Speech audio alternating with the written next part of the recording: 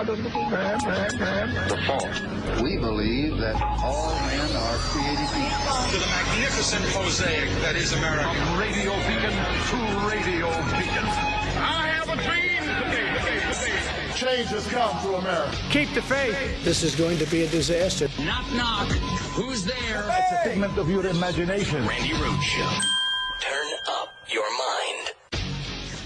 Before our very eyes, an unelected shadow government is conducting a hostile takeover of the federal government. Last Friday, DOGE forcefully gained access to the Treasury Department's payment systems and to the most sensitive information of virtually every U.S. citizen. Donald Trump basically handed DOGE the Social Security data of virtually every American citizen. Donald Trump gave DOGE access to America's personal tax refund data. He gave DOGE access to people's Medicare and Medicaid benefits, disability payment data, veteran benefit data. Worst of all, we don't know what DOGE intends to do with this information. If you want to know how an unelected shadow government operates, look no further than DOGE. DOGE staffers, whomever they are, now have unprecedented access to the most sensitive payment data in the entire federal government, with no transparency, with no guardrails, and guess what? The one independent watchdog who could have provided oversight was fired by Donald Trump over a week ago. The Treasury Secretary must revoke DOGE's access to the Treasury payment system at once. If not, Congress must act immediately. That is why Leader Jeffries and I are working together on legislation, which we will introduce, to stop unlawful meddling in the Treasury Department's payment systems. Let's be very clear. DOGE is not a real government agency. It has no authority to make spending decisions. It has no authority to shut programs down or ignore federal law. To give DOGE a chokehold on Treasury payments is outlandishly dangerous. It's like putting a tiger into a petting zoo and then hoping for the best. Yes, everybody. As we've been saying, we have an enormous disaster on our hands. As we've been telling you, we are watching a coup. We're watching a hostile takeover.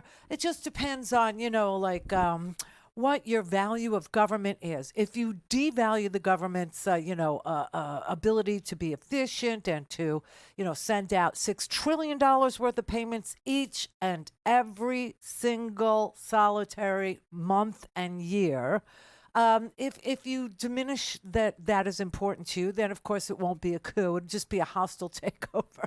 But if you actually, enjoy living in a free country, if you enjoy saying that you live in a free country and meaning it, then we're watching a coup by a South African dude.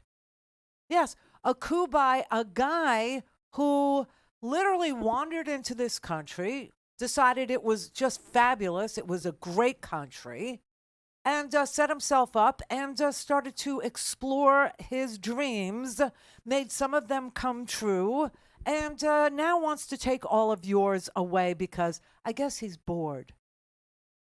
I guess he's bored with the ketamine and the microdosing and the inability to stand at an inaugural and behave like a lucid, normal, functioning human being. That wasn't even exciting enough. He needed to, be on drugs for that and, staring at the sky and rocking back and forth. This is the guy that's doing it to you. This is the guy that's running a shadow government. And you know what? Every single bit of what he's doing, illegal. Just saying. None of this is okay, and none of this is legal. It's all illegal. Every part of it is illegal. The idea that the President of the United States has your privacy in his hands to give is ridiculous. Your privacy is yours. It belongs to you. It is safeguarded by an enormous amount of technique and legislation. HIPAA, for one, is a protection for your health information. You know, the government has all kinds of sensitive data about you, and it needs to have that about you so it knows when to start your Social Security payments, so it knows when to start disability payments, so it knows when to end disability payments, so it knows when to start Medicaid payments to your doctor or Medicare payments to your hospital. But they have the obligation statutorily to protect that data. They have the obligation under this country's self-governing laws to protect your information from those who don't have a right to it. Elon Musk does not have a right to your information. He doesn't have a right to any of this information, and Donald Trump doesn't have that right to give to him. And so this whole thing from the get-go is illegal. Everything about it is undermining the rule of law, and that's the point. That's the point. Like, how far are we going to go before we actually figure out what needs to be done here? See?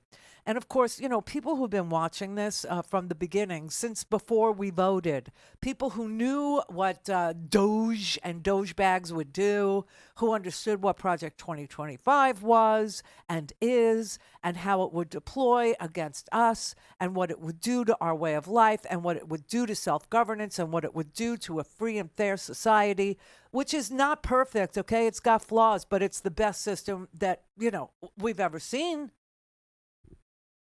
And we all knew. We were trying to warn you, we were trying to tell you, and everybody, oh, you know, you damn Democrats, oh, Democrats, house on fire, hair on fire, you know, lights blinking red, everything. Yeah.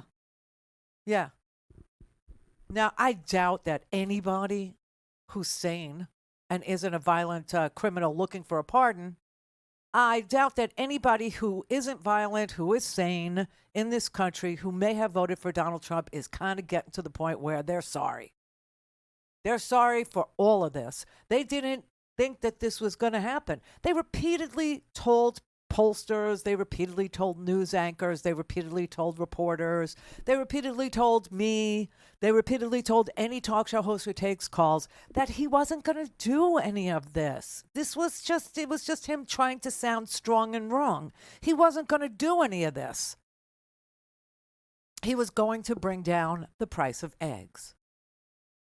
He was going to drill, baby, drill, even though we're the #1 producer of oil and gas in the world and have been for quite some time now.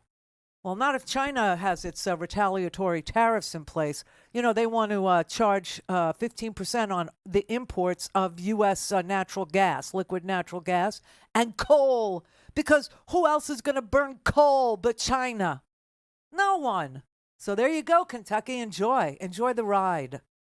Yesterday they went after your bourbon in Canada, but he backed off. He rolled over. He played dead because he wasn't really interested in a trade war. It was performance art. But, you know, he went ahead with the tariffs on China. And quite frankly, China's like, fine, you want to play? Let's play. We're going to put a 15% tariff on oil and gas. You know, I wonder if the tariff is going to apply. And somehow this should tell us which key unlocks whose doors, right? Whether or not, you know, Elon Musk makes Teslas in Beijing. Like more than half of his production is in Beijing. It is in China. Be interesting to know if there's going to be some sort of a problem for Elon Musk to manufacture in Beijing now, or if there's going to be a problem for Apple to, import now back their iPhones or their iPads or laptops of any sort. Because if they're exempt from this retaliatory strike, you know, in response to Donald Trump putting tariffs on China last night. Yeah, he did. If they're spared, then they're in on it. If the only thing that gets a tariff on it are John Deere tractors and not Elon Musk's, Tesla parts and Tesla cars, and he can export them without some sort of a penalty, then China, Trump, Elon, they're working together to destroy us and our way of life, to preserve it for a very sliver, a 1/10 of 1%. Don't have time to listen to the live show? Want to hear more on your schedule? Go to randyrhodes.com and buy a stinking podcast.